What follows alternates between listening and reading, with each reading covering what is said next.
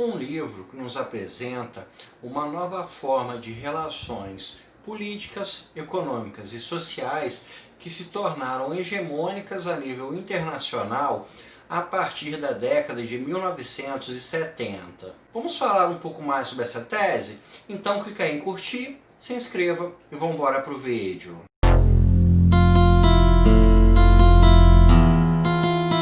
No vídeo de hoje nós vamos falar sobre o livro Império, que foi escrito pelos filósofos Antônio Negri e Michael Hardt e que foi publicado no ano de 2000. Esse é um livro bastante denso, é um livro com muita informação, os autores abordam muitos pensadores diferentes, muitas teses, então eu vou tentar, nesse vídeo e nos próximos, vai ser uma série de vídeos comentando esse livro, eu vou tentar falar de uma forma mais resumida, porque realmente é uma obra bem vasta, então eu vou tentar trazer as principais ideias de uma forma sintetizada. A tese principal do livro é que, no presente momento em que nós vivemos, nós estamos sobre um modelo político, econômico e social denominado império, que é um modelo que sucedeu ao imperialismo. O imperialismo ele se caracterizou pela economia capitalista industrial, por uma expansão econômica do capital junto a uma expansão também territorial, principalmente dos países europeus, com domínios da Europa sobre áreas da África e da Ásia, e também por um modelo, conforme o Foucault explicou em suas teses, de poder disciplinador.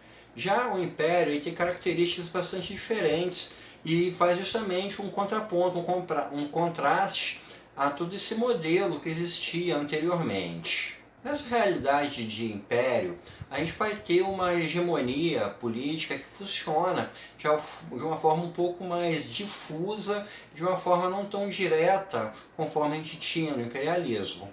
No imperialismo a gente teve países europeus que dominavam colônias na África e na Ásia e que tinham poder de mando sobre esses territórios, de um mando direto. Já na nossa era atual do Império, essa hegemonia de poder é um pouco diferente. A gente tem, evidentemente, uma força dos Estados Unidos na política internacional, junto à força de alguns países da Europa e também do Japão, e a própria China também tem se tornado um participante importante nessas relações, mas não se trata mais de uma relação direta, é uma relação um pouco mais difusa. Junto a essa relação difusa, a gente tem um novo elemento que são instituições que não são governamentais, que participam desse jogo de dominação política e disputa política, como por exemplo a ONU, o FMI, o Banco Mundial. Então, entidades que não são governamentais, que não são estados, estão nessas disputas por hegemonia. E o próprio capitalismo também se tornou um participante. Empresas têm um poder muito forte dentro da disputa política mundial. Além disso, o processo de fim da colonização tornou muitos países independentes e isso também mudou todo o equilíbrio de poder pelo mundo. Após o fim da experiência dos países socialistas marcado pela queda do Muro de Berlim, essa noção de primeiro, segundo e terceiro mundo se perdeu e basicamente a gente tem uma noção de países que têm algum grau de desenvolvimento maior e outro grau de desenvolvimento menor. Então a noção de submissão de um país mais pobre para um país mais rico se tornou algo bem mais difuso. A gente não tem uma dominação direta, a gente tem uma dominação através de embargos econômicos, de algumas intervenções militares, mas que não são de pleno domínio. A gente não tem esse modelo do imperialismo de uma dominação direta. O capitalismo também tornou-se bastante diferente daquele capitalismo que existia na época do imperialismo. Na época do imperialismo, você tinha uma necessidade de expansão do capitalismo. Você tinha, por exemplo, capitalistas na Europa, nos Estados Unidos, que precisavam de novos mercados. E esses novos mercados foram encontrados, por exemplo, na África, na Ásia, e junto à expansão do capitalismo, a gente teve também a expansão do domínio europeu, do domínio de países sobre esses territórios. No modelo atual do capitalismo, a gente já não tem mais essa expansão do capitalismo. O mundo inteiro já se tornou capitalista. Então você não tem novos espaços a serem ocupados, não tem novas posições para o capitalismo ocupar. E junto a isso a gente tem também um fluxo de capital internacional. O capital não é algo mais limitado a uma determinada região territorial, não é uma ideia, por exemplo, de um empresário alemão que vai investir dinheiro para construir indústrias na Alemanha. Essa noção de investimento ela se tornou global, então a gente pode pensar em capitalistas do mundo inteiro, detentores de capital, que fazem investimentos pelo mundo inteiro. Alguém nos Estados Unidos que vai investir em Taiwan, alguém na Alemanha que vai investir na China, alguém no Japão que vai investir no Brasil, e assim sucessivamente. Todo o fluxo de capital se tornou liso, não existem barreiras para o capital percorrer no nosso mundo atual. Outra mudança que aconteceu também foi a perda do espaço do Estado Nacional.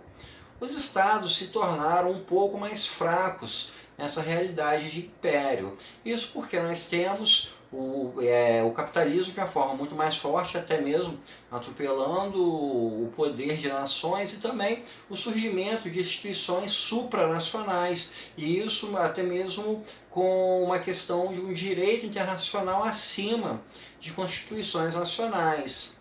A gente pode pensar, por exemplo, a OEA, a ONU e esses diversos organismos internacionais que nascem de tratados entre países e que têm alguns poderes legais que estão acima da Constituição. A gente pode pensar, por exemplo, o Tribunal de Haia, que é uma corte internacional. É um direito penal que não diz respeito a um país ou outro país, e sim a algo a nível mundial. Um direito penal que não vai ser feito para um país, é que sim para a humanidade de um modo geral. Com esse fluxo maior do capitalismo, acontece junto um fluxo maior de pessoas e assim uma quebra nessa noção de territorialização. A gente teria pessoas mais desterritorializadas. No imperialismo clássico, a noção de eu e outro, de dentro e fora, eram muito bem definidas. Uma noção de Alemanha para alemães era algo muito bem definido, Inglaterra para ingleses, e isso é uma construção histórica, um processo histórico de estados e povos que são construídos com esse tipo de percepção.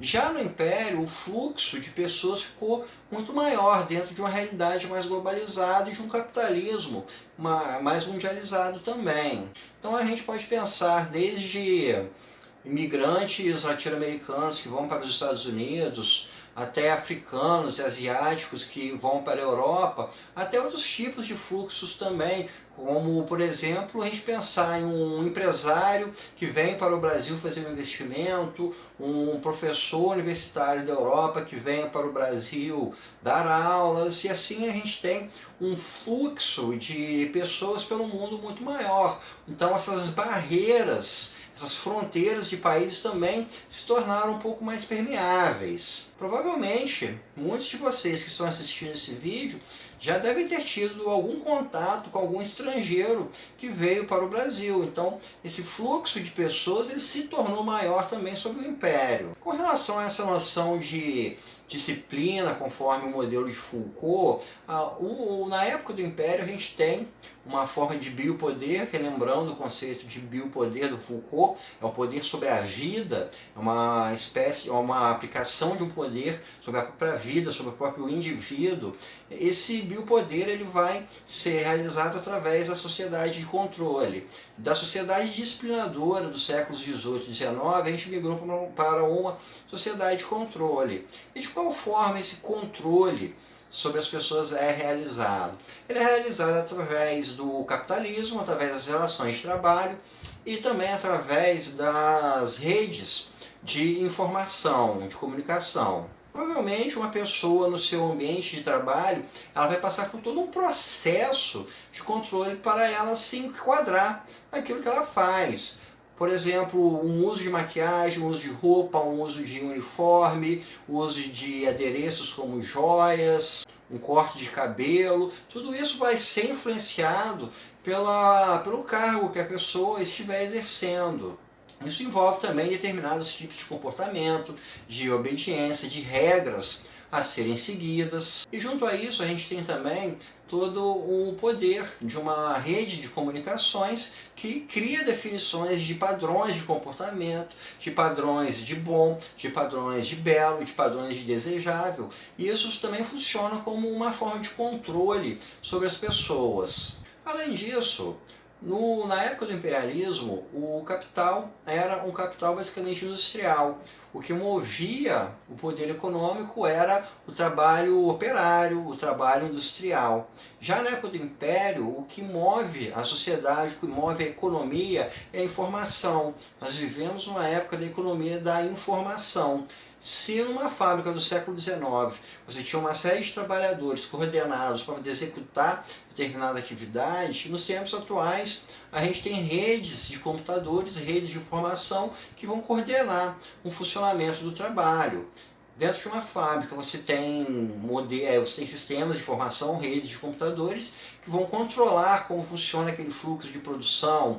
Um sistema bancário hoje em dia ele é todo controlado por meios digitais, e assim a gente pode pensar em diversas categorias de trabalho onde a informação passou a ser primordial para o seu funcionamento.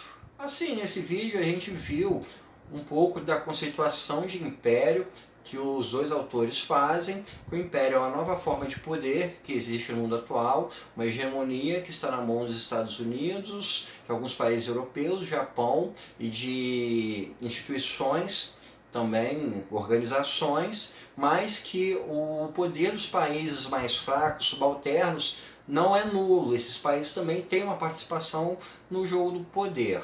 O Império mudou o funcionamento da economia, o funcionamento das relações sociais e até mesmo a hegemonia do Estado-nação, fazendo com que haja um poder a nível supranacional que funcione ao redor do mundo. No próximo vídeo, a gente vai falar sobre o processo histórico, desde a concepção da ideia de império na antiguidade, até como se chegou ao ponto em que esse modelo de império que os dois autores cunharam nesse livro surgiu. Então, pessoal, isso é tudo por hoje. Espero que vocês tenham gostado e até o nosso próximo encontro.